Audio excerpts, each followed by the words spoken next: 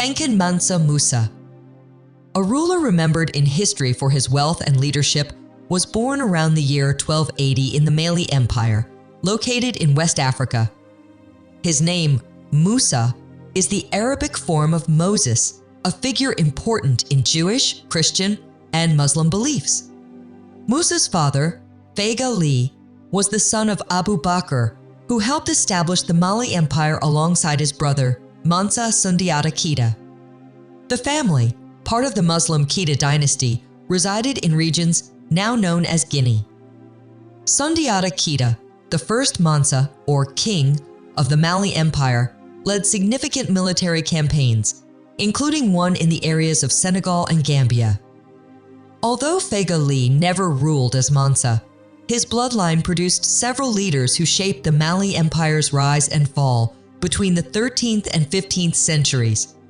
Musa's mother, Kanku, lived during a time when women in the region were often involved in pottery, cloth making, and traditional medicines. The Mali Empire emerged south of the Sahara Desert after the decline of the Ghana Empire.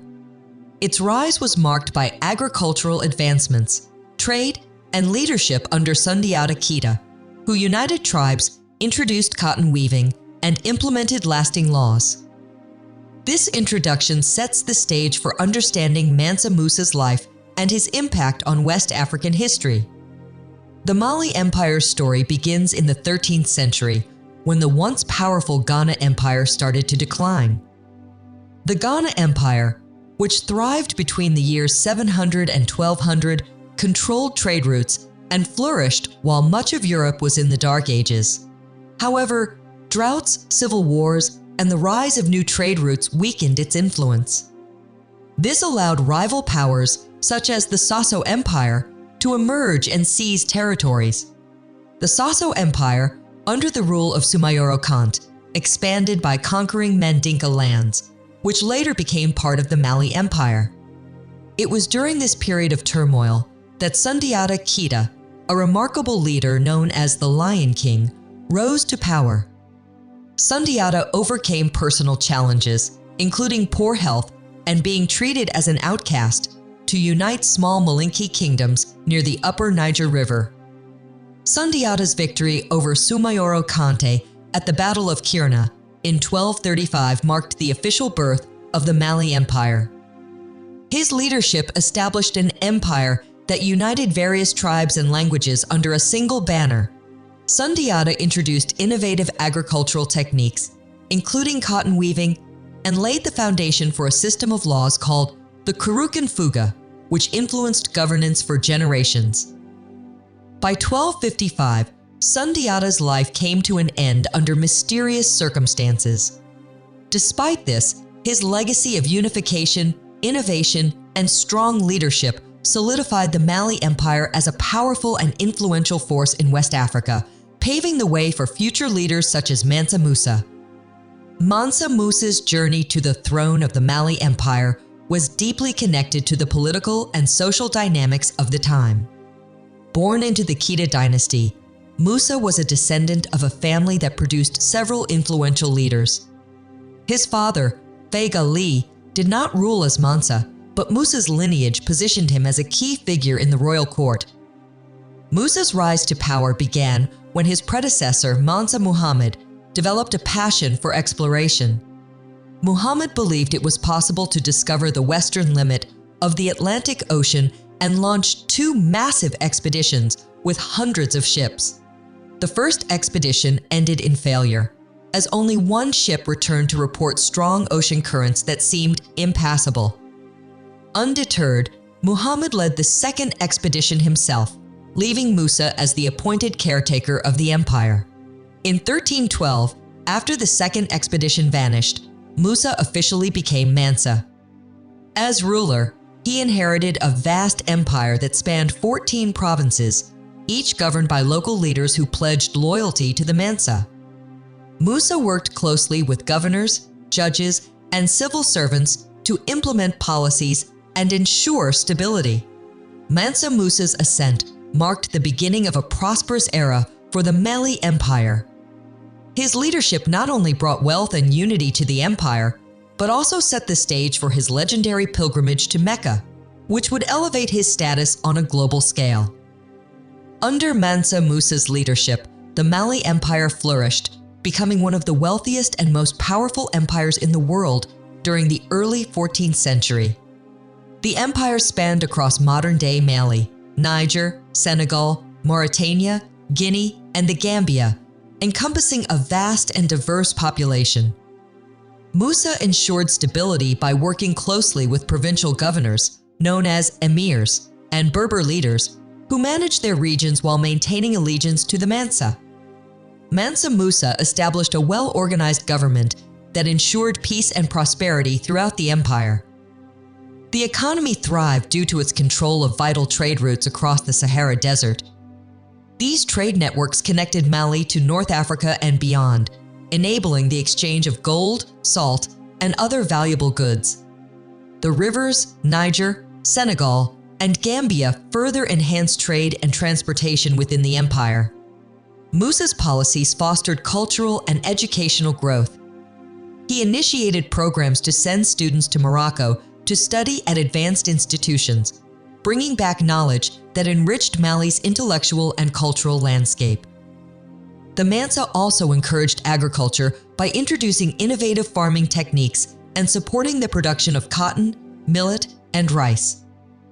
With a strong army of approximately 100,000 soldiers, including 10,000 cavalry, Musa maintained order and protected trade routes. His military strategy and the use of advanced weaponry ensured the empire's security.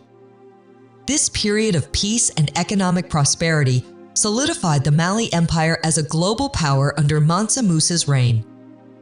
In 1324, 12 years into his reign, Mansa Musa embarked on a historic pilgrimage to Mecca, a journey that highlighted his immense wealth and devotion to Islam. This pilgrimage, known as the Hajj, is a sacred obligation for Muslims who are financially and physically able to undertake it. Musa's journey not only fulfilled his religious duties, but also showcased the prosperity of the Mali Empire to the world. Preparation for the pilgrimage required months of meticulous planning. Musa gathered an entourage of approximately 60,000 people, including soldiers, servants, scholars, family members, and other guests. Among them were 12,000 personal servants dressed in fine silks, carrying gold staffs. The caravan also included hundreds of camels loaded with supplies such as food, water, and tents. Remarkably, 80 camels carried 80 pounds of gold each, intended for gifts and trading along the route.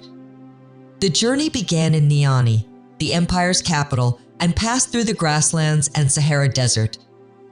The caravan faced extreme temperatures and harsh conditions, yet Musa's leadership and logistical preparation ensured their survival. As they traveled, Musa engaged with local communities, spreading goodwill through his generosity. For example, he gifted gold to people in need and supported merchants along the way. Upon reaching Cairo, the Egyptian capital, Musa's wealth and grandeur astonished the locals.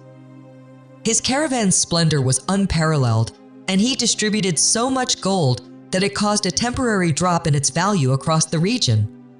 Musa's actions reflected his religious piety and diplomatic tact as he managed to impress foreign leaders while adhering to Islamic traditions. The pilgrimage to Mecca solidified Mansa Musa's reputation as a devout Muslim and one of the wealthiest rulers in history. His journey left a lasting impression on those he encountered and elevated the Mali Empire's status on the global stage. When Mansa Musa's grand caravan arrived in Cairo in 1324, the city's residents were astonished by its scale and luxury. Cairo, one of the most vibrant cities of the era, had a population of about 1 million people and was a key hub of trade and culture in the Islamic world. Musa's arrival through the Western Gate was marked by a spectacular display of wealth and power, with gold glistening in the sun and richly adorned servants accompanying the Mansa. Musa's initial interaction with the Sultan of Egypt, Al-Malik al-Nasir, was diplomatically challenging. According to tradition, Visiting leaders were expected to bow before the Sultan as a sign of respect. However, Musa, valuing his independence and his devotion to Allah, refused to bow. After careful negotiation, Musa compromised by bowing in prayer to Allah, which satisfied both parties. This act demonstrated Musa's diplomatic skill and respect for his own values. During his stay in Cairo, which lasted about 3 months, Musa distributed vast amounts of gold as gifts to the local population and traders. His generosity temporarily disrupted the local economy, causing a drop in the value of gold that lasted for years. Musa also engaged in discussions with Egyptian scholars and leaders, forging ties that strengthened cultural and economic exchanges between Mali and Egypt. Musa's time in Cairo highlighted his ability to balance diplomacy, religious devotion, and leadership, leaving a lasting impression on the people he encountered. Mansa Musa's pilgrimage to Mecca left a profound legacy, both within the Mali Empire and across the broader Islamic world. His journey showcased the immense wealth of the Mali Empire, transforming global perceptions of West Africa and establishing Musa as one of the most influential leaders of his time. Musa's unparalleled generosity during his Hajj became legendary. In Cairo, he distributed so much gold that its value dropped, causing a significant economic shift that lasted for years. This act of largesse was not merely an expression of his wealth, but also a demonstration of his commitment to Islam and his desire to uplift others. By supporting local economies and fostering goodwill, Musa's actions strengthened diplomatic ties with regions along his pilgrimage route, including Egypt and the Arabian Peninsula. The intellectual and cultural impact of Musa's Hajj was equally significant. Inspired by the scholars and ideas he encountered, Musa invited learned individuals, architects, and poets to return to Mali with him. This influx of knowledge and talent contributed to the development of cities like Timbuktu and Gao, turning them into centers of education and culture. Timbuktu, in particular, became renowned for its universities, libraries, and mosques, which symbolized the Mali Empire's cultural renaissance. Musa's Hajj not only elevated his personal reputation, but also placed the Mali Empire on the map as a beacon of wealth, power, and learning. The journey remains a testament to his visionary leadership and his ability to bridge faith, diplomacy, and governance. Mansa Musa's reign was marked by the significant expansion of the Mali Empire, with Gao and Timbuktu becoming pivotal cities under his leadership. These conquests showcased Musa's strategic vision and commitment to strengthening the empire's influence across West Africa. Gao, located along the Niger River, was an essential trade hub for goods such as gold, salt, and slaves. Musa's forces, led by General Sagmanja, successfully brought Gao under Mali's control. This victory not only expanded the empire's borders, but also ensured control over valuable trade routes that connected Mali to the broader Islamic world. As a symbol of his authority, Musa demanded loyalty from Gao's leaders and integrated the city into the empire's administrative and economic framework. Timbuktu, another key city, flourished under Mansa Musa's rule. Its strategic location made it a center for trade and scholarship.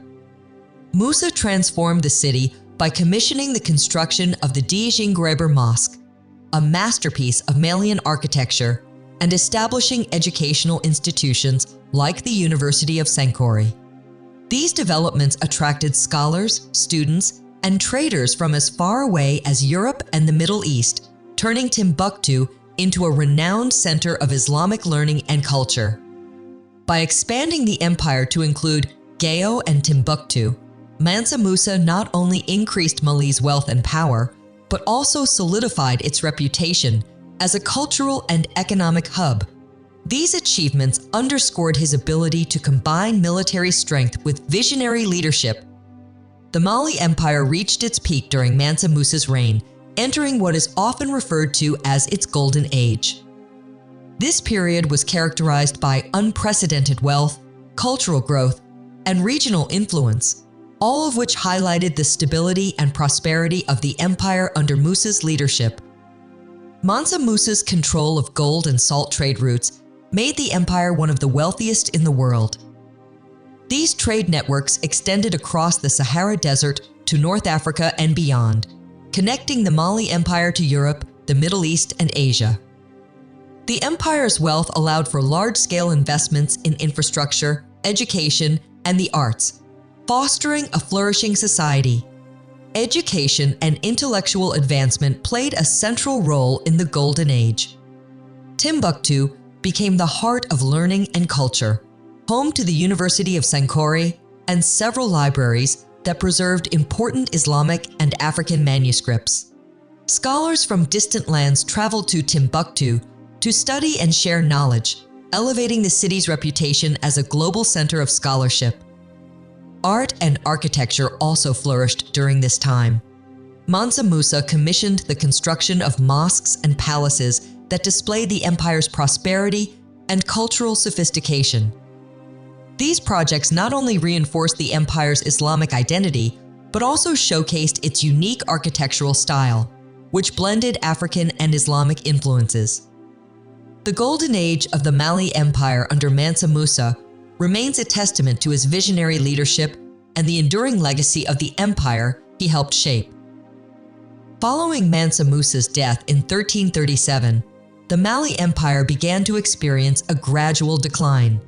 Although Musa's reign had brought unparalleled prosperity and global recognition, his successors struggled to maintain the stability and unity he had established. Internal conflicts, weak leadership, and challenges from neighboring kingdoms contributed to the empire's weakening grip on its territories. One of the key challenges faced by the empire was the rebellion of vassal states, such as the Songhai Kingdom, which sought independence. These uprisings reduced the size and influence of the Mali Empire. Additionally, raiding parties from the Mossi Kingdom disrupted trade and security in important cities like Timbuktu and Gao.